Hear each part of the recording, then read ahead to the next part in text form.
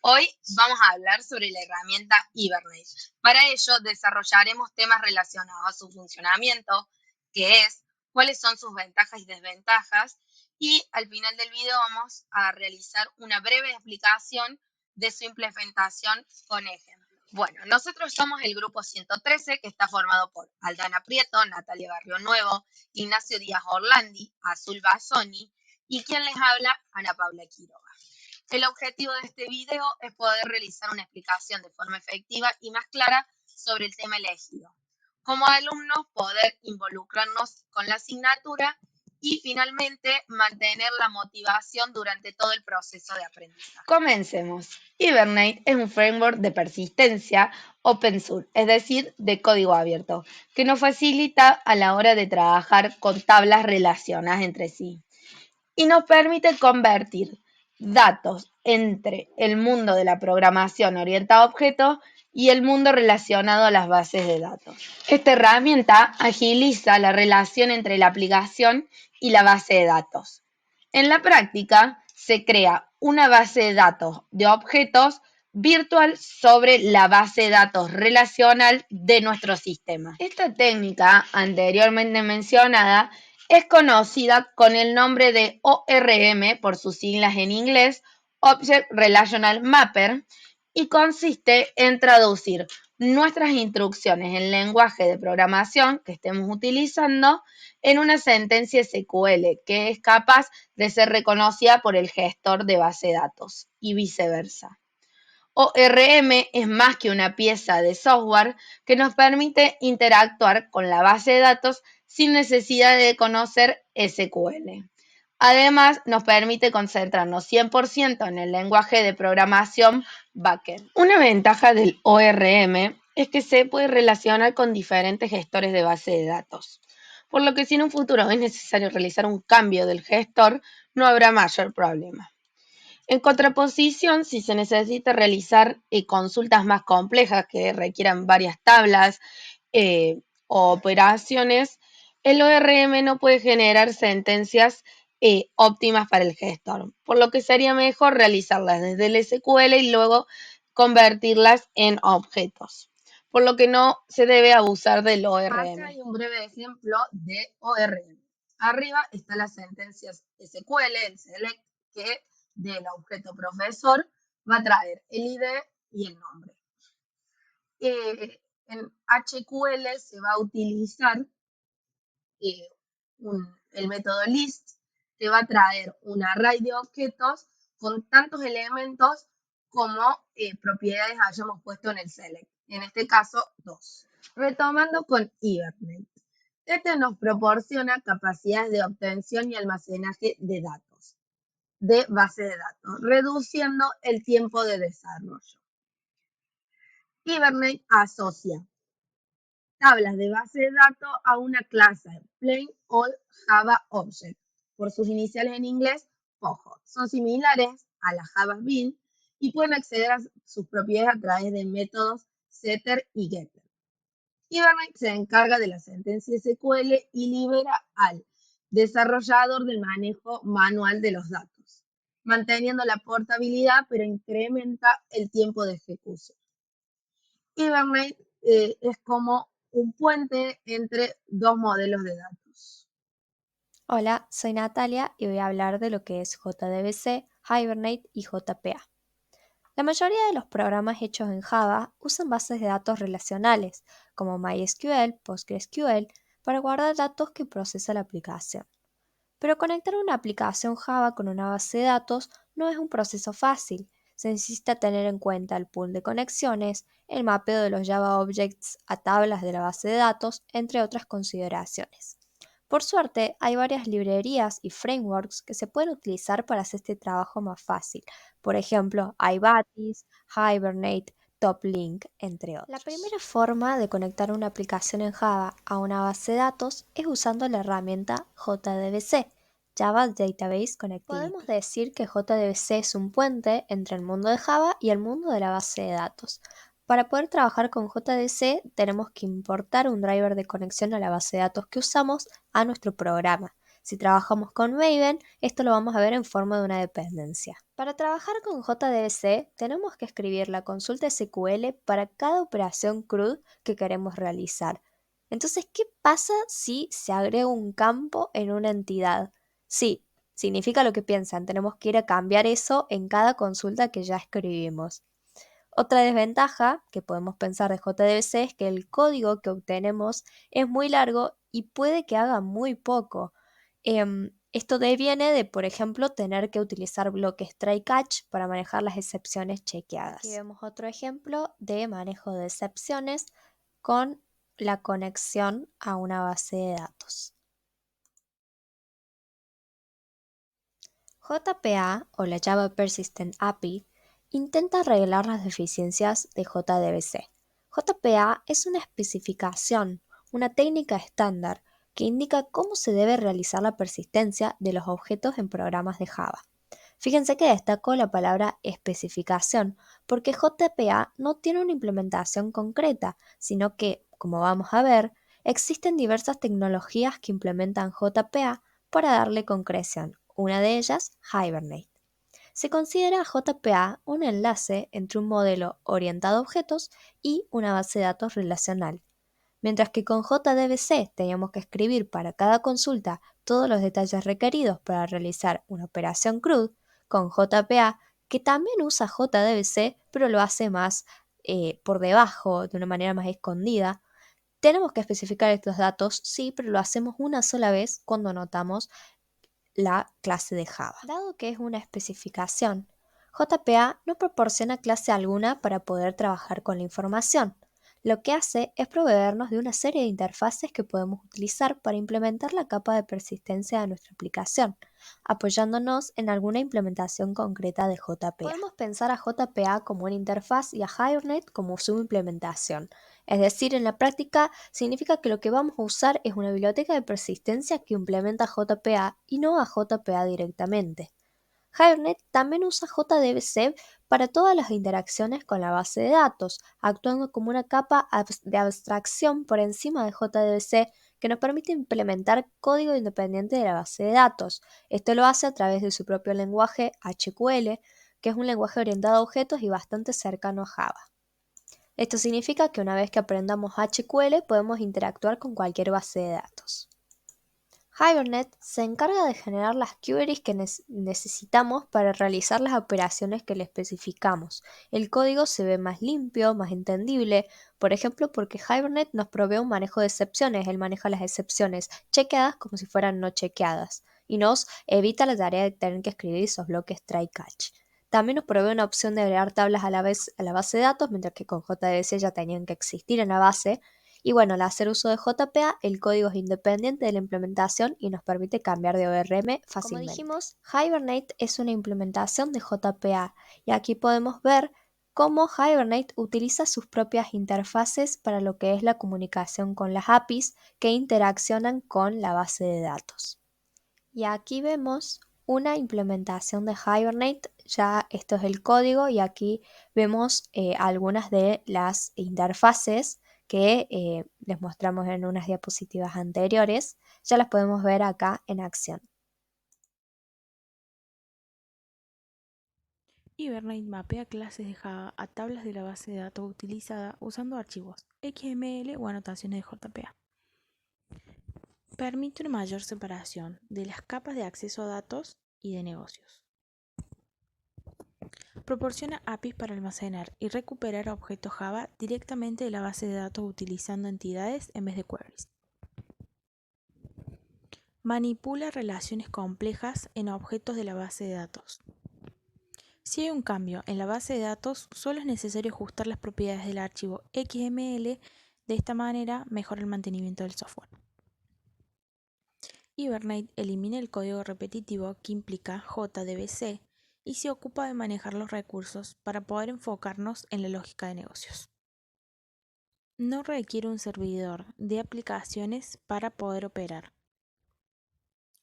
Hibernate proporciona un lenguaje de consulta llamado HQL, que es similar a SQL, sin embargo, HQL es orientado a objetos y entiende conceptos como herencia, polimorfismo, asociaciones, entre otras, proporcionando facilidades en consultas. Sin embargo, también podemos ejecutar consultas SQL. Minimiza los accesos a la base de datos con estrategias de recuperación inteligentes. Abstrae los tipos desconocidos de SQL y provee una forma de trabajar con Java Object estándar. Soporta casi todos los RDBMS conocidos. Es fácil de integrar con otro framework de Java EE, que incluso Spring Framework provee soporte integrado para integrar Hibernate con aplicaciones de Spring. Admite la inicialización diferida utilizando objetos proxy y realiza consultas a la base de datos solo cuando es necesario. Posee escalabilidad y eficiencia gracias a su arquitectura caché de doble capa que nos permite obtener un mejor rendimiento. Hibernate puede generar claves primarias automáticamente mientras almacenamos los registros en la base de datos. Hibernate impone una condición para utilizarse. Las tablas deben tener una clave primaria, preferentemente una clave no natural. No es una solución óptima en un proyecto de migración de datos. Su performance no es buena para procesamiento en lotes, por lo que se recomienda utilizar JDBC para estos casos. En accesos recurrentes a base de datos no es óptima su utilización, por lo que el uso de procedimientos almacenados sería mucho más eficiente. Presenta complejidad incrementada, ya que si bien es utilizado para simplificar las interacciones con las bases de datos, su incorporación a un proyecto introduciría complejidad al código. Adquiere complejidad para depurar, ya que las capas de abstracción pueden ocultar ciertos detalles sobre las interacciones con la base de datos, dificultando así encontrar el origen de problemas relacionados a esto. Hibernate no permite algunas consultas que JDBC sí soporta. Entonces, un desarrollador tendría que escribir una consulta separada para insertar cada objeto si quisiera insertar múltiples objetos a la misma tabla utilizando una sola consulta. Posee un elevado costo de performance, ya que genera muchos SQL statements en tiempos de ejecución basado en el mapeo, por lo que es un poco más lento que JDBC. Esta sobrecarga de procesamiento no sería justificada si estamos trabajando con proyectos pequeños. Un programador que se incorpora al proyecto podría tener dificultades comprendiendo las dependencias y capas adicionadas al código. Es por ello que es necesario mantener un código claro y limpio. Como cualquier otro framework, Hibernate necesita ser configurado para su correcto funcionamiento. Para ello existen tres métodos: la configuración programática, el fichero de propiedades estándar de Java con extensión properties y el fichero XML, usualmente llamado Hibernate CFG XML. En nuestro caso, vamos a explayarnos sobre el uso de este último, ya que va a permitir centralizar tanto los parámetros de configuración como la especificación de la ubicación de los documentos de mapeado en un mismo lugar es elegido por muchos usuarios. Este fichero XML debe estar guardado en la raíz de nuestras clases Java, es decir, fuera de cualquier paquete. Como mencionamos anteriormente, contiene toda la información necesaria para conectarse a la base de datos y para identificar dónde son especificados los mapeos ORM. Para comprender mejor, veremos con más detalles un ejemplo. Como podemos observar, en las primeras líneas del archivo están la declaración que indica que se trata de un archivo XML y la declaración del doctype junto a la referencia del documento que permite validarlo. Luego está el tag raíz del documento, Hibernate Configuration, y dentro de este encontramos el tag Session Factory que contendrá la configuración de Hibernate. Las siguientes líneas contienen las propiedades de configuración mediante el tag Property, dentro del cual estará definido el valor de la propiedad indicada en su atributo name. Entre las propiedades más importantes se encuentran aquellas que se usan para poder conectarse a la base de datos mediante JDBC. Por ejemplo, Connection Driver Class, que indica el nombre completo del driver de la base de datos a usar; Connection URL, que indica la URL de conexión a la base de datos; Connection Username y Connection Password, que indican el usuario y la contraseña de la base de datos respectivamente; y connection pool size, que indica el tamaño de la connection pool, es decir, el número de conexiones simultáneas a la base de datos. Otras propiedades opcionales son, por ejemplo, Hibernate Show SQL, que indica si se mostrará por consola la sentencia SQL que lanza Hibernate contra la base de datos.